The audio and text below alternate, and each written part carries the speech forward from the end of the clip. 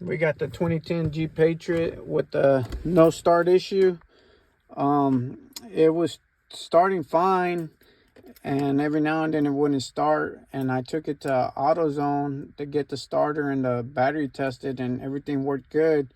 And then I tried to start it and it was working fine for a couple of days. Then all of a sudden, sometimes it wouldn't start. It just wouldn't do anything. And then I'd give it a little while and then it would work again.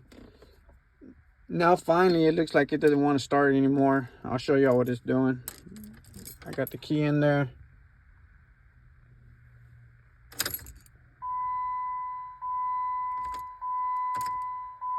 See, it's not doing anything.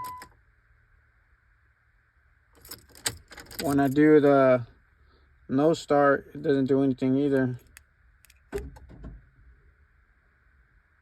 So I ordered the immobilizer on eBay and we're gonna try that out. I looked at all the fuses, all the relays, everything looks good. There's no corrosion. We're gonna do the eBay thing and I'll repost it to see if it's gonna work. There's the immobilizer right there, right over the switch. Yes, I got a new one coming in on eBay. They're real expensive. I paid like $400, so I'm hoping that takes care of it since it's never been replaced. And you know, this thing is like 14 years old. It's an old vehicle. So we're gonna go with the immobilizer and see what happens. All right.